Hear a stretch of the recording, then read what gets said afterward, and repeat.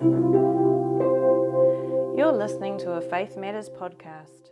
Welcome to Becoming Unoffendable with Maree and Denise. Welcome, Denise. Hello. Hello. She is back from Aussie, back from her little trip away with hubby and being relaxed. Home. Yeah, here she is.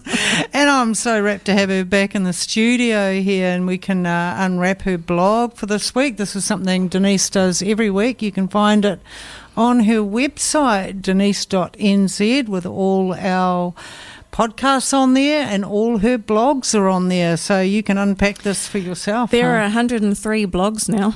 Wow, we're getting up there. I started counting yesterday thinking, oh, I should celebrate. I was like, I missed the centenary a few weeks ago. Oh, well.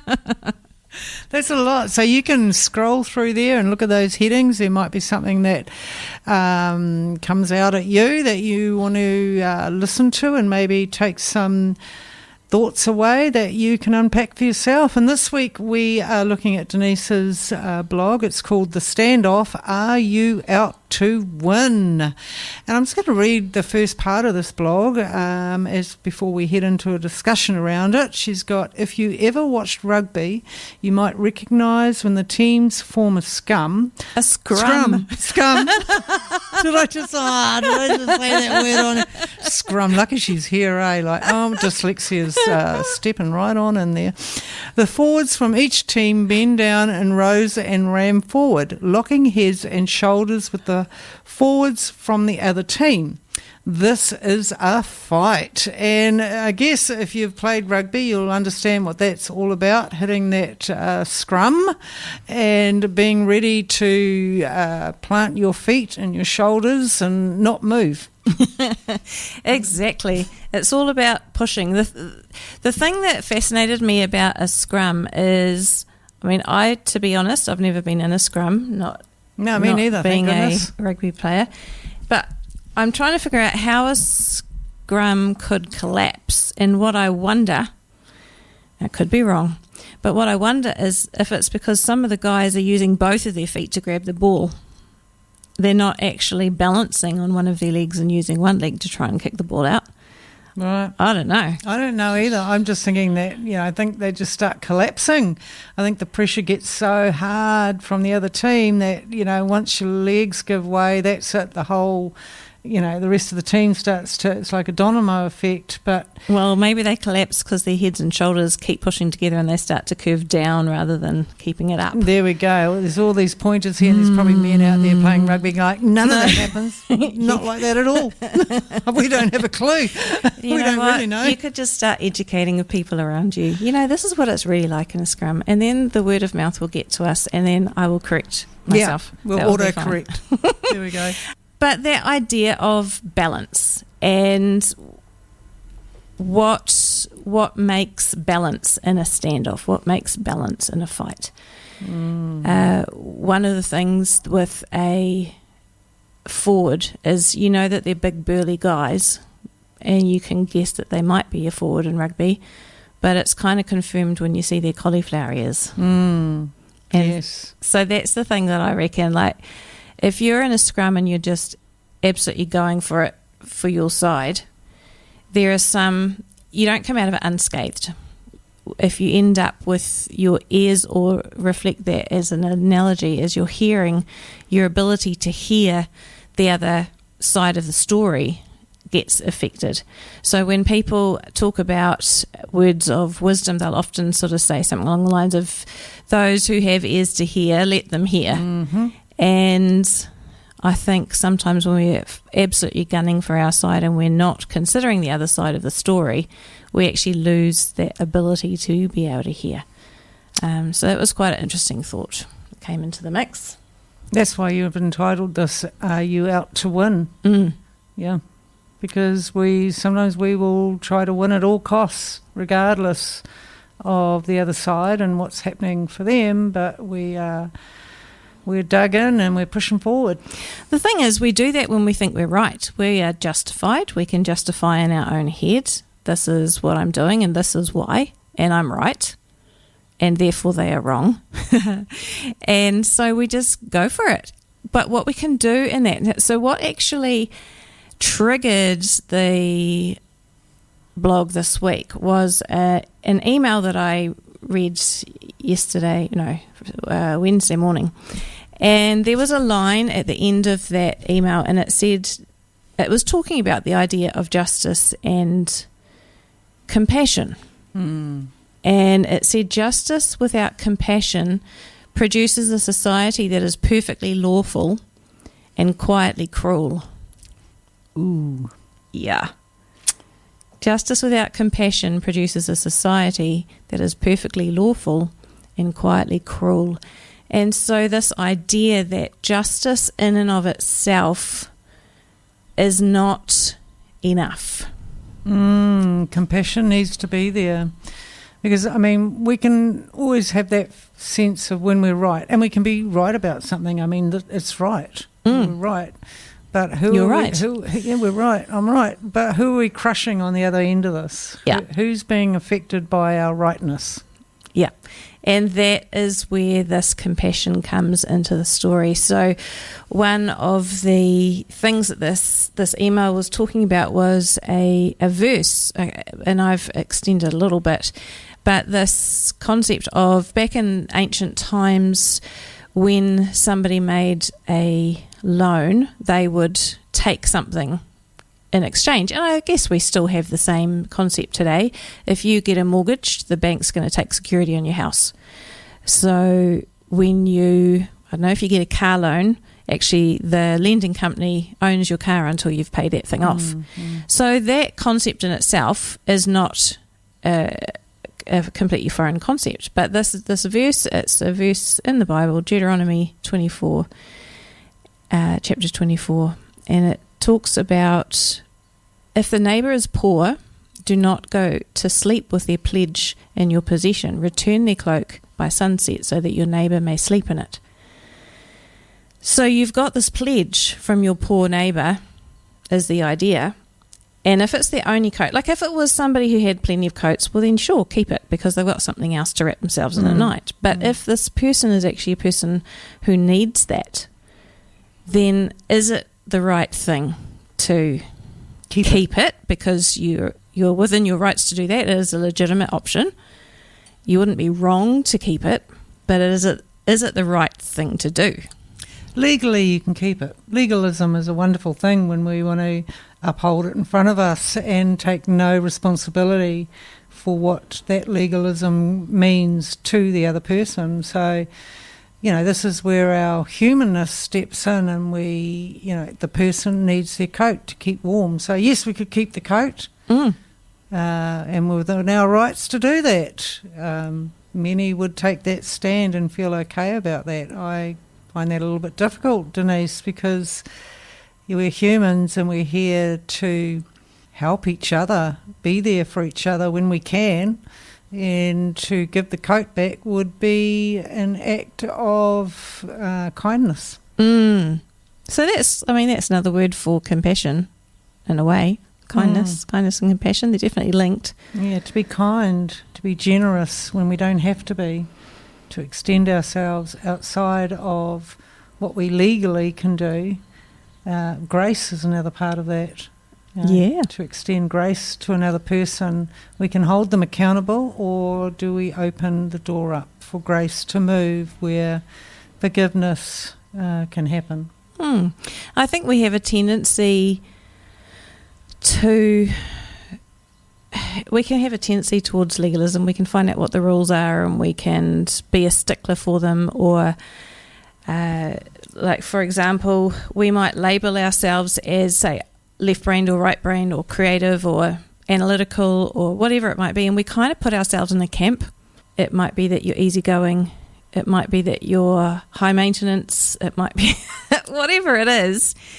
And in that structure that you stand in agreement with, there's this whole lot of ways of operating that you'd expect. So if you were going to stereotype somebody that was analytical, you might, they're going to analyse things, but you might also stereotype them as sort of cold. Yes. But imagine being, I was tempted in the blog to describe analytical people, to put analytical people as engineers, and I was like, you know what, engineers are really creative because they've got to make designs for bridges or for whatever, and sometimes they just make something that's really functional, but sometimes there's real beauty in what they make. And so I wouldn't let myself use as an engineer as kind of a left brain, right brain example, because I was like, no, the engineer is a perfect example of when that analytical, all the calculations and making sure everything's safe comes together with beautiful design, somebody who has an eye for detail. It's amazing. And it is. And they have to go down to the minutest detail, especially when you're talking about bridges and, one screw not in the right place and the whole thing could be affected. But we can also, if you look at somebody who's an engineer, we could also have an opinion that they are structured, that they like everything uniformed, or they are precise people. Precision is very important to them, and it can come across as cold. But the other side of that is they're very creative. And so if we put them in a box, if we label them as something, how do they grow to be more than who they are, and other people actually hear that about them? And I think I've been stuck in those kind of boxes where you get labelled something and that that's not who you are. It's just a part of who you are. There's so much more to me than that. And so if we label somebody as being engineer or creative, does the creative person get to be the engineer, and does the engineer get to be the creative person? What if they're creative in a way that lends real depth and balance and structure to their art, whether it's a sculpture that has to balance perfectly, or whether it's a painting that the perspective's just right because they've actually taken time to notice where the vanishing point is, and they're actually drawing or painting whatever things in a way that actually reflects what they see in nature. So they've done study and they've taken time to hone their craft, and we just go, you're just whatever. Can't even think. Is it left brain is the creative one and right brain is the other? No, the other side. Left brain is logic and right brain is your creative. So that's kind of what Umberto and Jax were talking about in Marriage Matters at the beginning of our show. We were talking about structure and putting things in boxes, and often men like to have structure, and everything's kind of lined up and off we go, whereas a female will have far more creative ways that we might be able to do that. Yeah, or like we talked about a number of weeks ago, having all the tabs open. You just click between tabs. Yep. Yeah. All open all at the same time. Yeah, absolutely. I think I might have talked about this on air a few weeks ago, but it may have just been a conversation with a person. I saw this conversation online of a woman from another faith talking about justice, about whether God is just, and saying, what is more just, for somebody to actually take responsibility for their own wrongdoing, or to send your son and kill your son so that these people who do wrongdoing can get away with it? And I was just that's depth right there, Denise. Some people would be wondering, well, whose son and why did he get killed? And that's pretty unfair. That doesn't sound just at all. Exactly. And it's this concept of somebody has to pay the price of the wrongdoing. But the thing that I thought is really significant there, if you talk about God sending his son Jesus to come and take the punishment for what we've done wrong, which is what we talk about when we follow Jesus, that's our understanding.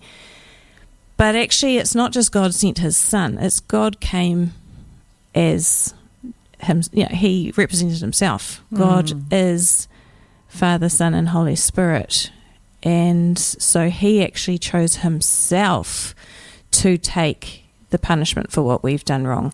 And that is both justice and compassion right there. He could just allow everybody to take the punishment for their own way of doing things, and that would be completely just because he is a just God. But he went a step further, and he's like, it's just, but is it the right thing to do? Yeah. Because these people have got no way of getting out of that situation themselves now. And so by doing the right thing and actually himself taking that punishment, it's pretty amazing.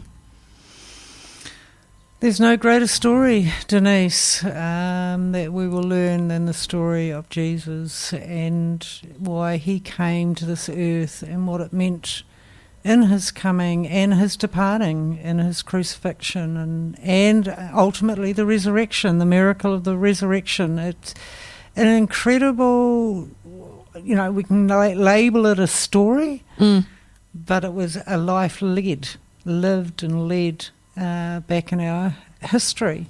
Quite incredible, and without understanding, you've kind of nailed it there with the legalism. God could have put a full stop at the end of the story there and just actually turned his back on us. But compassion stepped in, and his desire to see us be in right relationship with him, because right relationship with him means that we will know things that we don't know in our earthly realm. We only know what we know, but he can give us information that goes beyond that and actually ignites in us a part of his creation, who he is in us. And that can't be ignited unless we're in relationship with him. We're only going to get the information from a world of people in it. But if he isn't a part of the equation, then we miss out on all this incredible information about who we are, what we're designed for, what we're here for, and the impact of that beyond this lifetime. And so you hear stories of people who have experienced the compassion of God in their life, and it has changed them and shaped them in incredible ways, because they knew that in and of themselves they couldn't do it. They didn't have what it took to get out of their situation or to turn things around, or even sometimes when we're just carrying just heavy thoughts, heavy memories, heavy experiences.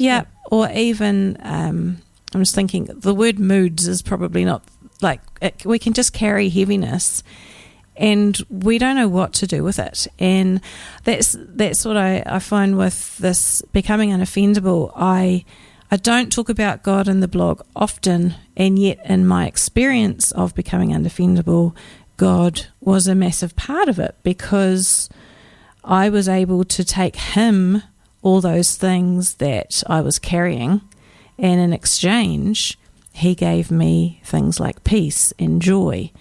And so we do talk about that fairly often on here, about the different fruit of the Holy Spirit: love, joy, peace, patience, kindness, gentleness, faithfulness, goodness, self-control. I might have got those in the wrong order, well done, but something like that.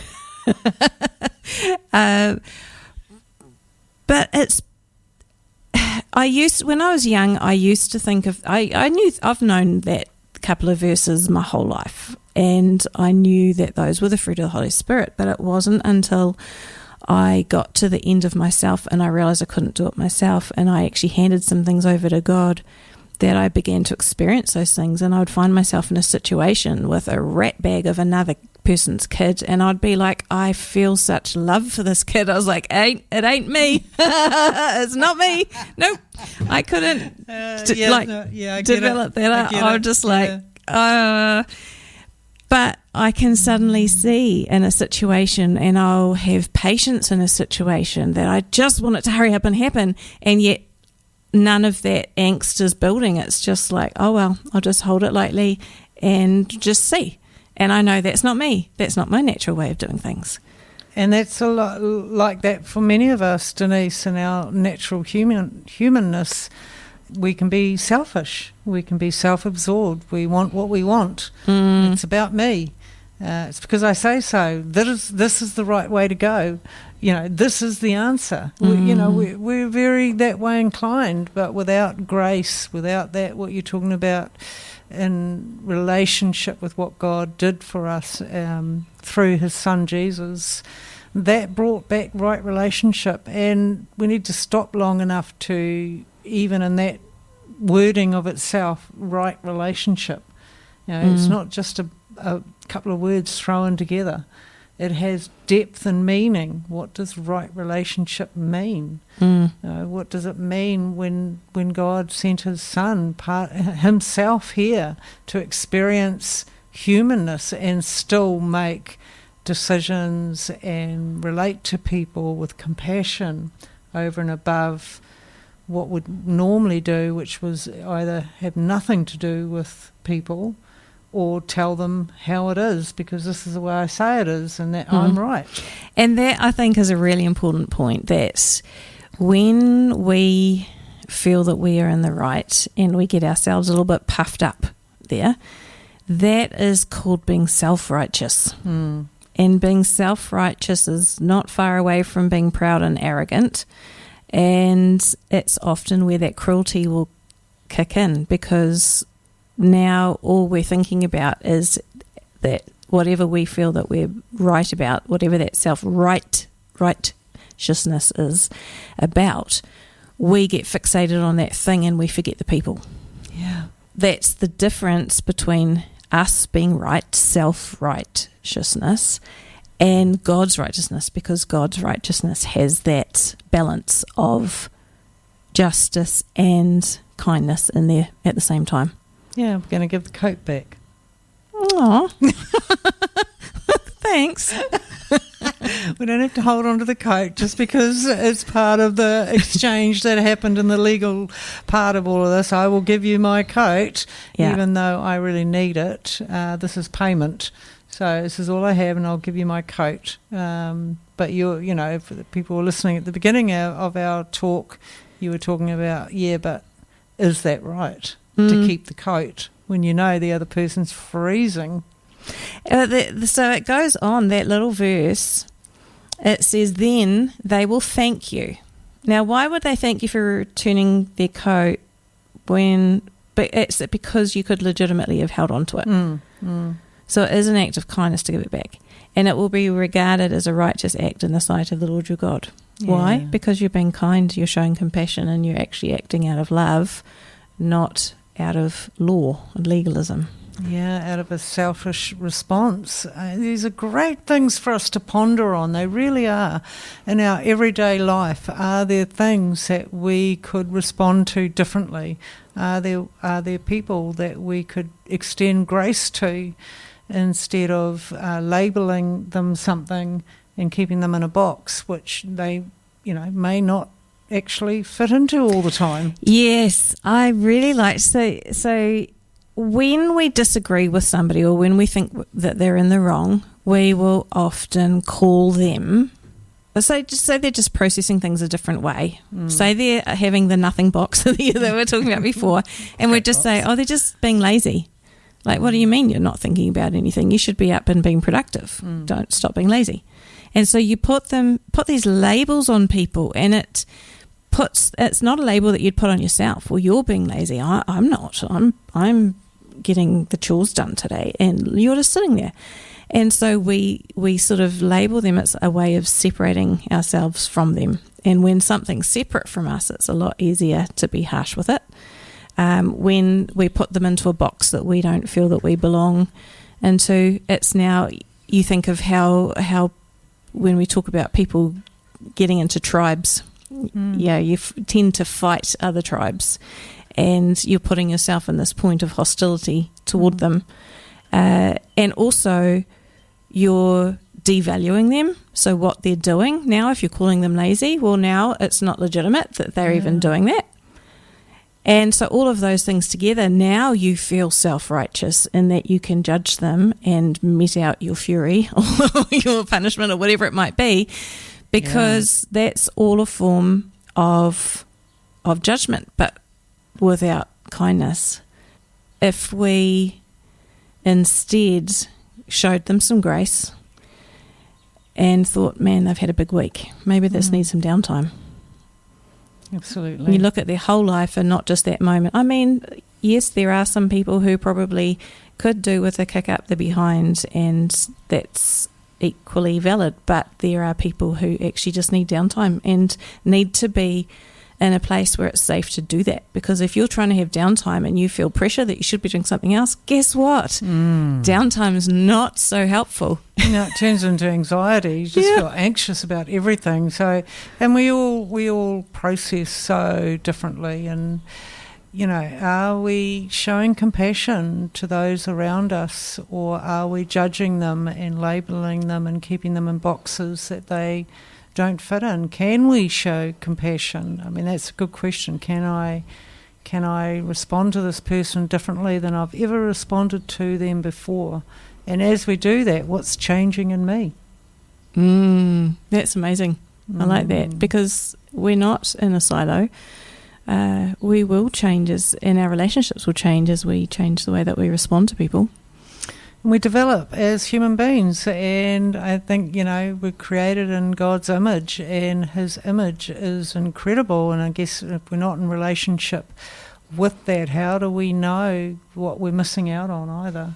If we're only just coming from ourselves, if we're only just coming from what we know, I mean, that might work for a while, or it might become quite a place where you'll find judgment, and judgment can keep us out of relationship with others. People start to see us as, hard people and unmovable, and or just know everything, know-it-alls. You can't have a conversation with them because they know everything anyway. Yep, I know a few of those. Oh, they're always hiding now. They know who you mean, Denise. They know. No, not at all. We've all got room for change, but yes, we all know some of them, don't we? And we tend to stay away from them because they can be very draining, or they're very uninteresting conversations because they go nowhere. Yeah. They're just dead end streets, and all you're doing is like, when's this over? It's painful. So, what changes in us when we show compassion or show grace or whatever other beautiful words you can put in there that extends something to another person who might be in places where they've been held captive in the boxes that people have put them in. So you can think of justice and compassion as two complete opposites.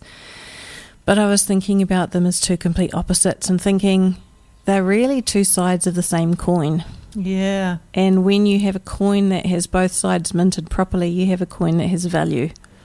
And when you have a coin that's got one side and not the other, it's not actually a coin. It becomes tossed out and doesn't usually make it to the marketplace because you need both sides to make that really coin valid. I like that, Denise. Yeah, we need both sides of the coin to be valid, to be who we are.